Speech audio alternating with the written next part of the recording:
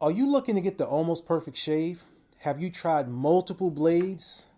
Harry's, Sheck, Bevel, Gillette. I mean, Bevel and Gillette is pretty much the same thing now.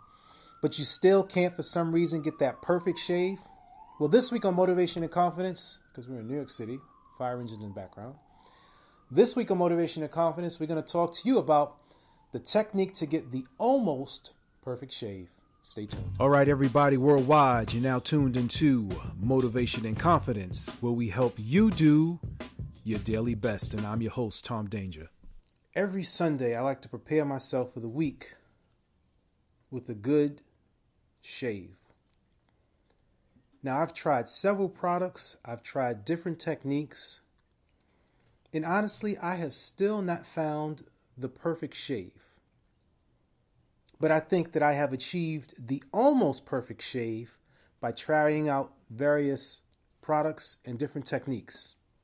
And this week on Motivation and Confidence, we're going to share with you, for all the fellas out there, the almost perfect shaving technique. Stay tuned. So again, it's the beginning of the week, and I know that I have to prepare myself for the office.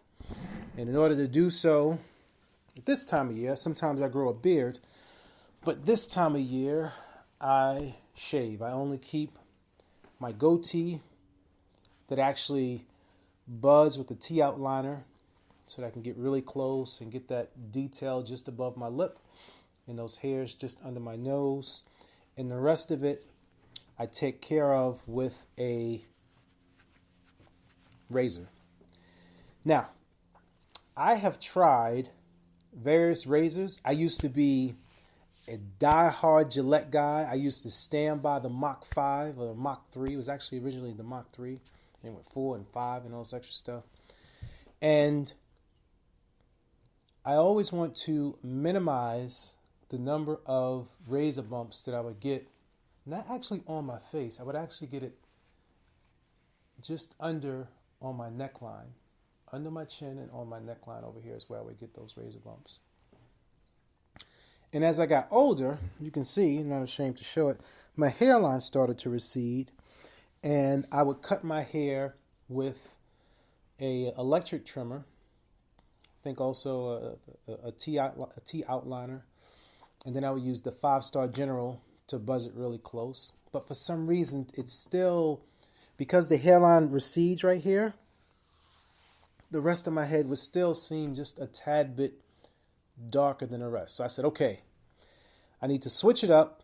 And now I'm going to try shaving cream. And I think this is the second generation Harry's.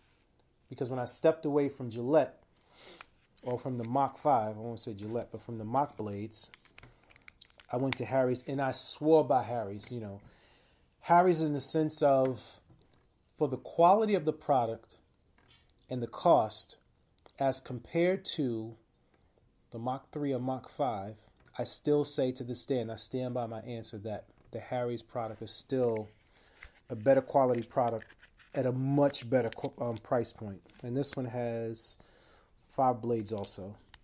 All right, so I still have it. I don't really use it. I don't use multiple blades that much anymore. So I would generally just start with moistening my face with some warm water, and then I would use a foam. And let me just preface by saying this is not an advertisement for any product. I'm not receiving any promotional funds. Everything you see here are things that I purchased with my own money. It has not been given to me to try out, product review, none of that. I've done tons of reviews on YouTube, some paid, some not paid. But when it comes to shaving, I'm very passionate about shaving because I think a man should really take pride in grooming himself and take the time to shave properly. And if you don't want to do it yourself, you know, there's a ton of barbers out there where you can go and get yourself pampered, you know. That's all good. But this is something that I like to take my time and do at least twice a week. Okay? So I would start with a Mach 5 blade, or the Harry's razor with the foam after I wet my face. Get it nice and moist. put the shaving cream on, and single strokes down is how I would shave. And that would be a pretty decent shave. And I did that for at least 10 years. And I thought that I was doing the right thing. Okay. Now, after a while, there's certain blades where they become costly, right? So you have the Dollar Shave Club where you can do a subscription, and most razor blades and most products now, everything is subscription based. Anything you want to do, no one just wants to sell you one of. They want you to subscribe to it so that they can basically make a ton of money, or pre-count those dollars that are coming in because you've already committed to it for a certain period of time. So like, let's say if I wanted to save a little bit of money, then I go to a disposable razor, right? And this one here is the Extreme 3. Now, all these blades that I'm looking at, most of them are a multi-blade razor with a moisturizing strip and another strip here to prevent you from getting too close, right? So this one, this disposable blade, I would also use with the foam. Same thing starting out, just moisten the whiskers in my face, shave down, rinse my face off, and then I would rehydrate with an aftershave balm. Okay, and I'm pretty sure that this is what most guys do as part of their regular regimen. And then I noticed that even when I shave with the Harry's or the Gillette, that my skin on my face would still have a little bit of irritation to it. And I couldn't really figure out why. So, in addition to take a step back, I would pretty much do the same technique on my head, whereas I would make it moist, take some foam, lather it up really good, take the multi-blade, shaving with the grain, get as close as I could. But again, because of the receding hairline, it still would not get as quite close as what I would like it to. So as time went on, I noticed that in watching quite a few straight razor shaving videos online, that a lot of people or a lot of barbers would use a gel. So I went and I got a gel, and this one is with lavender oil and something that's like Alatin, something like that. I don't know. This is gummy shave line. Smells really good. It says like you don't even need to moisten the whiskers. I always do, just because I think that the softer the hairs are on your head and on your face, the less resistance that you have, because the more resistance is the blade pulling against the hairs, which will actually cause more irritation. Take note of that point. The softer that the whiskers are on your face, the less resistance. The more resistance to the blade, which will give you more irritation. You want your whiskers as soft as possible so that when you shave, that's where the real glide is coming from. It's not really coming from the shaving gel or the shaving cream. It is the pre-treatment that you do to your whiskers to get it as soft as possible so that when you shave, it's almost like it's just gliding across. Okay. Now, also, in time, what I've learned is when you have a multi-blade razor, and let's say, again, you're shaving downward in a single stroke, one long stroke, you're going down. Whatever that stroke is, it's multiplied times the number of blades. So you're basically increasing I won't say razor burn, but skin irritation, because now you have this blade going over your face. So if you're shaving down one time and it's times 3, so that's 3 times. You do it twice again, that's 6 times. You got the 5 blades, you're going 5, 10. And some people just keep going over and over. And of course, naturally, your skin is going to develop some sort of irritation towards it.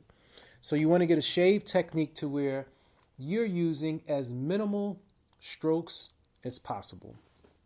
So again, we've used Gillette, we've used Harry's, we've used disposable Extreme 3 razors, and then we come to the bevel system. Now, I've been using the bevel system now for about a little over a year, almost 2 years. In the wintertime, when it gets deep winter, from like, let's say, October through January, I usually grow a beard in. Sometimes as early as September through January, I grow a beard in just because I like the look, and it's cold outside and protects my skin, keeps me from I guess my face getting too cold. But even with a beard, it's still a lot of maintenance. Hydration, trimming, combing, brushing, washing, moisturizing. There's a lot of work. Fellas, nobody really talks to us about, like, growing up as men, how much time it takes for us to groom ourselves. Like, it takes a lot of time for a man to really groom himself to be extremely immaculate in his presentation, right? So this is something that I think that we should all take pride into. So then we come across to what I used to see my grandfather doing, and I never really understood why, but you have a brush here, right? So you have your brush, and you have your little mixing cup, and you basically, and this is a different technique that I use. So first, with the bevel system, it has a priming oil. So I'll first put this priming oil on my face, and I'm going to shave today, so I'm going to put about a dime size amount in my hand, and I'm going to rub it on my head and on my face.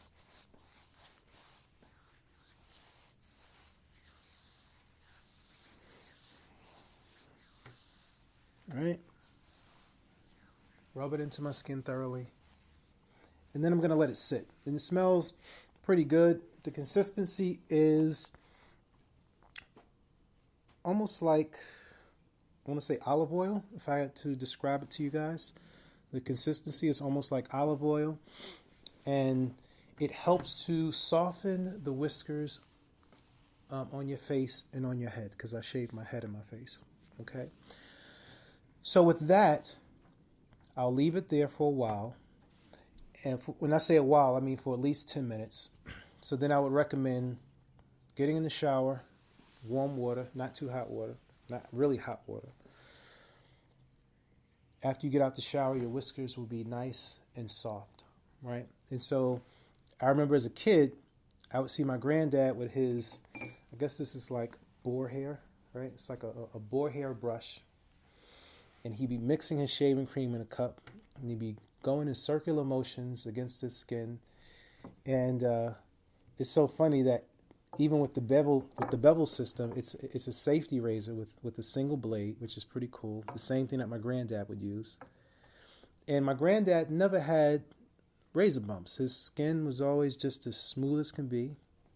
And I think that part of it was due to the technique that he was using. So it's sort of like, for me growing up, all I saw was 2, 3, 4, 5 blades, and now we're raking against our face and we're getting all this irritation. Whereas my granddad, he had a safety razor with one blade on it, and he would first put the shaving cream in a cup, a little bit of warm water, do circles on his skin to get the whiskers nice and soft, and then he would just take his time, and with little strokes in his skin, sort of the same way with the same way that they recommend with the bevel system, you take little patches of your skin at a time and clear the hair off. So you're not taking long strokes. You're doing a little bit at a time. So you're paying attention to a certain area of your face so that from a logical standpoint, you're not irritating your skin as much by going it over and over 2 and 3 times. So you're really clearing that patch of hair on your face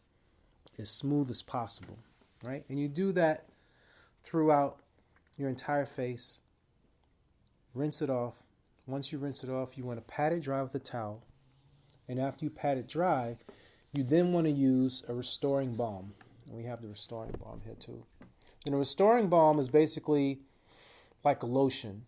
I don't know why, for whatever reason, growing up when I would go to the barbershop, they would put like some sort of aftershave balm on, and it would like burn your skin, or like that cool feeling. But I don't know why. It's like throwing salt on a wound. Like if you just cut something and it's open and now you throw alcohol on it, it's like it stings. And I know that some people say that that's killing the germs. I would disagree with it. It's because it's an open wound and you're throwing something on top of it, so naturally it's going to sting. Whereas the balm puts that coating back on top of your skin to sort of heal your skin. So the restoring balm, basically, this particular one is alcohol free, and it has vitamin E, aloe vera, tea tree oil, and witch hazel, which cools, moisturizes, and soothes your skin. Okay. And since I've been using this particular system, I can see a significant difference in my skin. My shave is a lot closer, less irritation. Now, here's the challenging part, right? So, my face is all good. Once it reaches my head, again, I still have the same problem because of this receding hairline, which is pretty much not coming back. Now, there is this technique that I'm looking at online. It's called like micro scalp pigmentation. It's sort of like getting tattoos on your head that I'm looking at, so I can get my hairline back, and maybe I could, look 10 years younger. I'm thinking about it. I don't know. It seems like it's something that's experimental, but I'm open to try it. Because this whole thing shaving my head, I'm gonna get to it in a second. It's a bit much. So,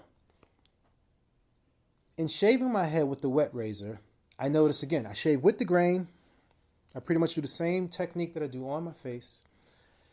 But when I shave with the grain, there's always these two patches right here on my head that are always just a little bit darker. And this is me totally being a stickler. I think to the general public, no one sees this stuff. My head is just as clean as can be. Again, it looks darker now because I haven't shaved it in a couple of days. But when I'm out, it's like I can notice it, and I don't like the way that looks. So I researched some videos, and I've learned that you're supposed to shave a certain part against the grain. So I had a company to reach out to me some time ago with this little device that's called OmniShave, right? And again, OmniShave, basically, it has 10 blades on it, 5 to the front, 5 to the back, and you can basically shave your entire head in under 2 minutes if it is properly moisturized with either a shaving gel or foam with no rinsing or anything. You literally just take it like an eraser, you scrub back and forth in your head, and it gets really close. And it works good. But guess what happens? My scalp gets irritated. I get these little bumps around the edge of my head, and I know why. Just as I explained earlier, it's because I'm scrubbing back and forth, and now not am I only using 5 blades, I'm using 10. So you can imagine, yeah, you can shave fast, but you're doing, maybe 100, 200, 300 times against your scalp. And of course, it's going to be super clean. But for me, and having African American skin and so forth, it just irritates me. So I can't do that. So what I'm trying to perfect right now is, and that's why I call it the almost perfect shave, is using the safety razor to shave against the grain on the top of my head without it becoming irritated or getting any small nicks. And right now, I always get a few small nicks in the top of my scalp, and it only lasts for like, let's say, I want to say an hour. Like if I pat it with cool water and I use the balm, after a while, the nicks go away. We're not talking deep cuts because we're using pretty much a straight razor, so the cuts are really clean. But I'm trying to find a technique to where when I shave against the grain, it is zero resistance. Like right now when I shave against the grain, even though I'm doing the gel and the water and letting it sit, and sometimes I shave with the grain and then I reapply shaving cream or shaving gel to try and get it even more soft. It's like the hair is just so coarse against the grain on my head that you can hear it pulling. Like you can literally hear it pulling in my head when I'm shaving, and I get those little nicks.